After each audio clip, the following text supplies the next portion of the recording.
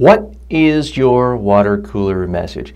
Before you create the first slide in your slide deck, before you start your elaborate plans for your PowerPoint presentation, you should always step back and ask yourself, what would I want a real person who's going to be in my audience, who's paying attention but not writing notes, what do I want that person to say the day after the presentation if he's at the water cooler at the office or in the lunchroom and someone says, hey, I missed Bob's or I missed Sandra's presentation at the conference yesterday.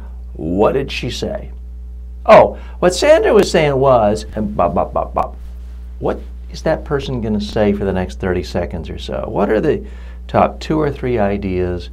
The way an actual real person talks. A real person is not going to say, well, the 7 key themes that were on 23 different slides that Sandra had was number 1. That's not how a real person talks. They're not going to list the 27 key benefits of your strategic services. That's not how a real person talks.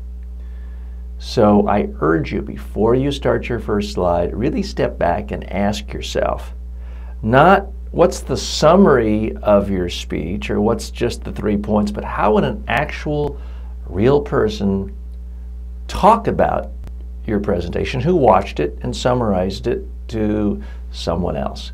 You need to have that clearly in your mind before you start your presentation.